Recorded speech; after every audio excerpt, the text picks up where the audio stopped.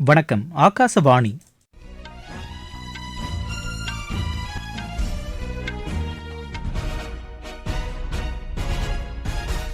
செய்திகள் வாசிப்பவர் கோபிநாத். தலைப்புச் செய்திகள்.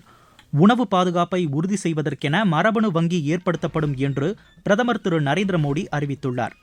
உத்தரகாண்டில் 6800 கோடி ரூபாய் செலவில் 2 ரோப்கார் திட்டங்களை செயல்படுத்துவதற்கு மத்திய அமைச்சரவை ஒப்புதல் அளித்துள்ளது.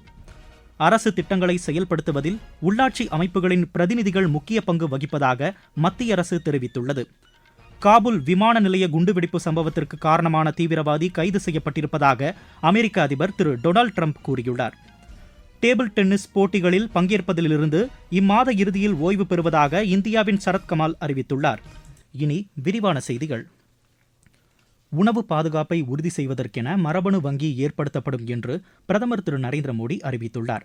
பட்ஜெட்டுக்கு பிந்தைய இணைய கருத்தரங்கில் உரையாற்றுகையில் அவர் இவ்வாறு கூறினார். மரபணு ஆதாரங்களை பாதுகாப்பதற்கும் இது உதவிடும் என்று அவர் தெரிவித்தார். மரபணு வங்கியை ஏற்படுத்துவதற்கான அறிவிப்பு மத்திய பட்ஜெட்டில் இடம்பெற்றிருப்பதை அவர் சுட்டிக்காட்டினார். நாட்டின் 2வது மரபணு வங்கியாக இது திகழும் என்றும் திரு நரேந்திர மோடி தெரிவித்தார். உத்தரகாண்ட் மாநிலம் சோன்பிரயாக் கேதர்நாத் இடையே ரோப்கார் அமைக்கும் திட்டத்திற்கு மத்திய அமைச்சரவை ஒப்புதல் அளித்துள்ளது. இன்று புதுதில்லியில் பிரதமர் திரு நரேந்திர மோடி தலைமையில் நடைபெற்ற அமைச்சரவைக் கூட்டத்தில் இதற்கான முடிவு மேற்கொள்ளப்பட்டது. இதனை செய்தியாளர்களிடம் தெரிவித்த தகவல் ஒலிபரப்புத்துறை அமைச்சர் திரு அஸ்வினி வைஷ்ணவ், 12.9 கிலோமீட்டர் தொலைவுக்கு 4000 கோடி ரூபாய் செலவில் இந்த ரோப்கார் வழித்தடம் அமைக்கப்படவுள்ளதாக கூறினார். இதன் மூலம் யாத்ரீகர்களின் பயண நேரம் 8 to 9 மணி நேரம் என்பது 36 நிமிடமாக குறையும் என்று அவர் தெரிவித்தார். மூத்த குடிமக்களுக்கும் மாற்றுத்திறனாளிகளுக்கும் இந்த திட்டம் பேருதவியாக இருக்கும் என்றும் அவர் கூறினார். கோவிந்த்காட் ஹேம்குண்ட் சாஹிப் ரோப்கார் திட்டத்திற்கும் இக்கூட்டத்தில் ஒப்புதல் அளிக்கப்பட்டதாக அவர் கூறினார். 2730 கோடி ரூபாய் செலவில் இந்த திட்டம் செயல்படுத்தப்பட உள்ளதாகவும் திரு அஸ்வினி வைஷ்ணவ் தெரிவித்தார். மத்திய அமைச்சரவையின் இந்த முடிவுகளுக்கு உத்தரகாண்ட் முதலமைச்சர் திரு புஷ்கர் சிங் தாமி வரவேற்பு தெரிவித்துள்ளார். இது தொடர்பாக சமூக வலைதளத்தில் விடுத்துள்ள செய்தியில், இந்த திட்டங்கள் யாத்ரீகர்களுக்கும் சுற்றுலா பயணிகளுக்கும் பெரும் உதவிகரமாக இருக்கும் என்றும் அவர் குறிப்பிட்டுள்ளார். அரசு திட்டங்களை செயல்படுத்துவதில் உள்ளாட்சி அமைப்புகளின் பிரதிநிதிகள் முக்கிய பங்கு வகிப்பதாக மத்திய இணையமைச்சர் திரு SP சிங் பாஹேல் கூறியுள்ளார். மகளிர் நட்புணர்வு மாதிரி கிராம பஞ்சாயத்தை ஏற்படுத்தும் இயக்கத்தை இன்று புதுதில்லியில் தொடங்கி வைத்து அவர் பேசினார்.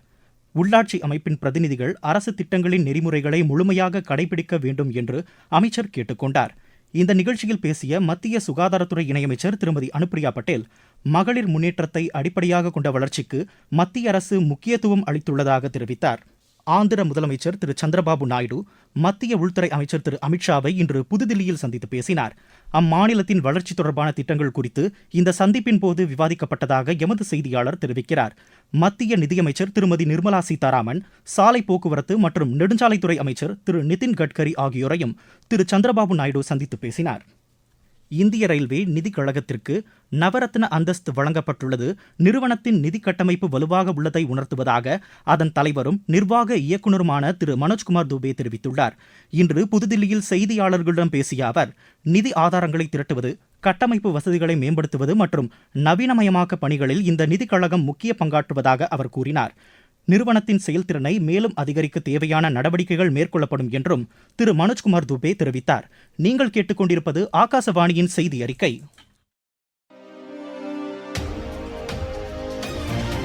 மக்களின் மனதை வென்ற மத்திய அரசின் பட்ஜெட்.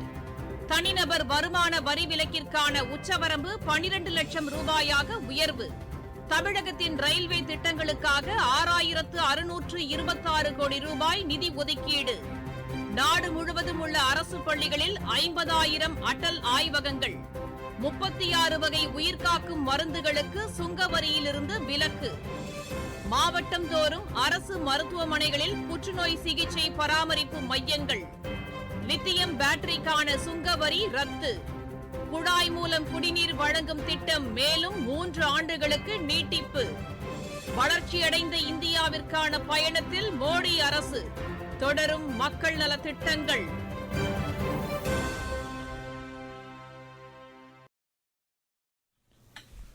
குடியரசுத் தலைவர் மாளிகையில் வருடாந்திர கலாச்சார திருவிழாவை குடியரசுத் தலைவர் திருமதி திரௌபதி முர்மு இன்று தொடங்கி வைத்தார்.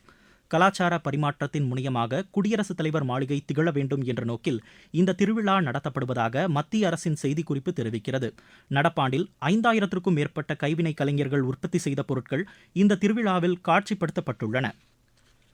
தமிழகத்தில் பண்ணை குட்டையில் மூழ்கி உயிரிழந்த இருவரின் குடும்பத்தினருக்கு தலா 3 லட்சம் ரூபாய் நிதியுதவி வழங்கப்படும் என்று முதலமைச்சர் திரு மு.க.ஸ்டாலின் அறிவித்துள்ளார். இது தொடர்பாக இன்று அவர் வெளியிட்டுள்ள அறிக்கையில், கிருஷ்ணகிரி மாவட்டம் ஊராட்சி ஒன்றிய தொடக்கப்பள்ளியில் 3ஆம் வகுப்பு படித்து வந்த மாணவன் பள்ளிக்கு அருகே தனியாருக்கு சொந்தமான பண்ணை குட்டையில் தவறி உயிரிழந்ததை சுட்டிக்காட்டியுள்ளார். மாணவனை காப்பாற்ற முயன்ற தலைமை ஆசிரியரும் உயிரிழந்ததாக கூறியுள்ள முதலமைச்சர், உயிரிழந்தவர்களின் குடும்பத்தினருக்கு ஆழ்ந்த இரங்கலை தெரிவித்துக் கொள்வதாகவும் குறிப்பிட்டுள்ளார். ஹிமாச்சல பிரதேசத்தில் போதைப் பொருள் பழக்கத்தினால் ஏற்படும் தீமைகள் குறித்த விழிப்புணர்வு குறும்படத்தை அம்மாநில ஆளுநர் திரு ஷிவ் பிரதாப் சுக்லா இன்று வெளியிட்டார். சிம்லாவில் நடைபெற்ற இதற்கான நிகழ்ச்சியில் பேசிய அவர், குறும்படத்தை தயாரித்த குழுவினருக்கு பாராட்டு தெரிவித்தார். போதை பழக்கத்தால் ஏற்படும் தீமைகளை எடுத்துரைக்க இளையோர் முன்வர வேண்டும் என்றும் திரு ஷிவ் பிரதாப் சுக்லா கேட்டுக்கொண்டார். தில்லி யமுனை ஆற்றிலிருந்து கடந்த 10 நாட்களில் மட்டும் 1300 டன் குப்பைகள் அகற்றப்பட்டுள்ளதாக பாசனத்துறை அமைச்சர் திரு பர்வேஷ் சாஹிப் சிங் கூறியுள்ளார். இன்று யமுனை ஆற்றில் ஆய்வு செய்த பின்னர் செய்தியாளர்களிடம் பேசிய அவர், இந்த ஆற்றில் படகு போக்குவரத்தை தொடங்க திட்டமிடப்பட்டுள்ளதாகவும் தெரிவித்தார். யமுனை ஆற்றில் வெள்ளப்பெருக்கு ஏற்படுவதை தடுப்பதற்கு தேவையான நடவடிக்கைகள் மேற்கொள்ளப்படும் என்றும் திரு பர்வேஷ் சாஹிப் சிங் கூறினார். காபூல் விமான நிலையத்தில் 2021ஆம் ஆண்டு நேரிட்ட குண்டுவெடிப்பு சம்பவத்திற்கு காரணமான தீவிரவாதி கைது செய்யப்பட்டிருப்பதாக அமெரிக்க அதிபர் திரு டொனால்டு ட்ரம்ப் அறிவித்துள்ளார். அமெரிக்க நாடாளுமன்றத்தில் உரையாற்றுகையில் அவர் இதற்கான அறிவிப்பை வெளியிட்டார். இந்த தாக்குதல் சம்பவத்தில் அமெரிக்காவைச் சேர்ந்த 13 பேர் உட்பட பலர் உயிரிழந்ததை அவர் சுட்டிக்காட்டினார். தீவிரவாதிக்கு உரிய தண்டனை கிடைப்பதை அமெரிக்க அரசு உறுதி செய்யும் என்றும் திரு டொனால்டு ட்ரம்ப் கூறினார். பங்களாதேஷ் இடைக்கால அரசின் ஆலோசகராக திரு சௌத்ரி ரஃபிகுல் அப்ரார் பதவியேற்றுக் கொண்டார். டாக்காவில் நடைபெற்ற நிகழ்ச்சியில் அந்நாட்டு அதிபர் திரு முகமது ஷஹாபுதீன் அவருக்கு பதவி பிரமாணம் செய்து வைத்தார். திரு சௌத்ரி ரஃபிகுல் அப்ராருக்கு கல்வித்துறை ஒதுக்கப்பட்டுள்ளது. இதனையடுத்து இடைக்கால அரசிற்கான ஆலோசகர்களின் எண்ணிக்கை 23ஆக அதிகரித்துள்ளது. டேபிள் டென்னிஸ் போட்டிகளில் பங்கேற்பதிலிருந்து இம்மாத இறுதியில் ஓய்வு பெறுவதாக இந்தியாவின் சரத்கமல் அறிவித்துள்ளார். சென்னையில் வரும் 25ஆம் தேதி தொடங்கி 30ஆம் தேதி வரை நடைபெறவுள்ள சர்வதேச டேபிள் டென்னிஸ் போட்டியே தாம் பங்கேற்கவுள்ள கடைசி போட்டி என்று அவர் அறிவித்துள்ளார்.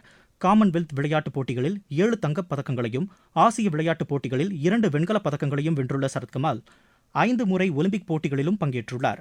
ஆர்லியன்ஸ் மாஸ்டர்ஸ் பேட்மிண்டன் போட்டியில் இந்தியாவின் ஆயுஷ் ஷெட்டி மற்றும் பிரணாய் காலிறுதிக்கு முந்தைய சுற்றுக்கு முன்னேறியுள்ளனர். ஆடவர் ஒற்றையர் பிரிவு முதல் சுற்று ஆட்டங்களில் ஆயுஷ் ஷெட்டி 21-17, 21-9 என்ற செட் கணக்கில் சிங்கப்பூரின் கியான் யூ லோயையும், பிரணாய் 21-11, 20-22, 21-9 என்ற செட் கணக்கில் சீன தைப்பேயின் சூவை வாங்கை வென்றார். பிராக் சர்வதேச செஸ் போட்டியின் 6வது சுற்று முடிவில் இந்தியாவின் பிரக்ஞானந்தா மற்றும் அரவிந்த் சிதம்பரம் முதலிடத்தில் நீடிக்கின்றனர். நியூசிலாந்து ஓபன் ஸ்குவாஷ் போட்டியில் இந்தியாவின் அபய் சிங் காலிறுதிக்கு முந்தைய சுற்றுக்கு முன்னேறியுள்ளார். ஆடவர் ஒற்றையர் பிரிவு முதல் சுற்று ஆட்டத்தில் அவர் 11-6, 7-11, 12-10, 11-4 என்ற செட் கணக்கில் இங்கிலாந்தின் டாம் வால்ஷை வென்றார். ஆசிய மகளிர் கபடி சாம்பியன் போட்டிக்கான அட்டவணை வெளியிடப்பட்டுள்ளது. இப்போட்டி ஈரானில் நாளை தொடங்கி வரும் 8ஆம் தேதி வரை நடைபெறவுள்ளது. வதோதராவில் நடைபெற்ற சர்வதேச இளையோர் டேபிள் டென்னிஸ் போட்டியில் 12 தங்கம் உட்பட 45 பதக்கங்களை வென்ற இந்திய அணிக்கு மத்திய விளையாட்டுத்துறை அமைச்சர் திரு மன்சுக் மாண்டவியா பாராட்டு தெரிவித்துள்ளார். மீண்டும் தலைப்புச் செய்திகள். உணவு பாதுகாப்பை உறுதி செய்வதற்கென மரபணு வங்கி ஏற்படுத்தப்படும் என்று பிரதமர் திரு நரேந்திர மோடி அறிவித்துள்ளார். உத்தரகாண்டில் 6800 கோடி ரூபாய் செலவில் 2 ரோப்கார் திட்டங்களை செயல்படுத்துவதற்கு மத்திய அமைச்சரவை ஒப்புதல் அளித்துள்ளது. அரசு திட்டங்களை செயல்படுத்துவதில் உள்ளாட்சி அமைப்புகளின் பிரதிநிதிகள் முக்கிய பங்கு வகிப்பதாக மத்திய அரசு தெரிவித்துள்ளது.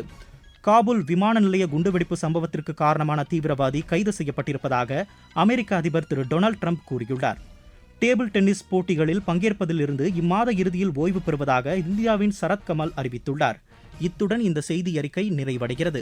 எமது செய்திகளை சமூக வலைதள பக்கங்களில் AIR நியூஸ் சென்னை என்ற முகவரியிலும் RNU சென்னை என்ற யூடியூப் சேனலிலும் உடனுக்குடன் அறிந்து கொள்ளலாம்.